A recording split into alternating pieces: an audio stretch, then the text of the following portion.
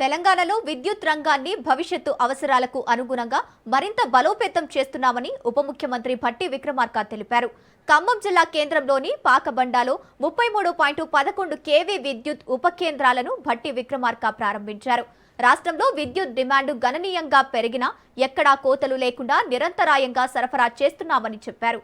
2023లో 15,000 మెగావాట్లు ఉన్న గరిష్ట విద్యుత్ డిమాండు ప్రస్తుతం 18,548 మెగావాట్లకు చేరుకుందని, ఇది రాష్ట్ర అభివృద్ధికి సూచికగా అన్నారు. భవిష్యత్తు అవసరాలను దృష్టిలో ఉంచుకుని 2030 నాటికి 20,000 మెగావాట్ల సౌర విద్యుత్ ఉత్పత్తి లక్ష్యంగా ప్రభుత్వం ముందుకు సాగుతోందన్నారు. వ్యవసాయ పంప్ స్టేషన్లను 100% సోలరైజేషన్ దిశగా 2 మండలాల్లో పైలట్ ప్రాజెక్టులు చేపడుతున్నట్లు వెల్లడించారు.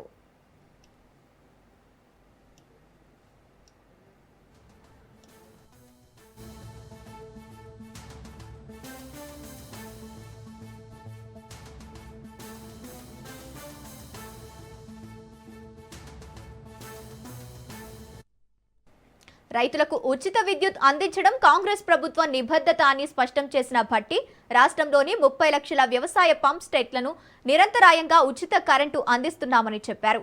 దేశంలోని అనేక రాష్ట్రాల్లో విద్యుత్ కోతలు ఉన్నప్పటికీ తెలంగాణలో మాత్రం కనురెప్పపాటు కూడా కరెంటు పోకుండా సరఫరా చేస్తున్నామన్నారు.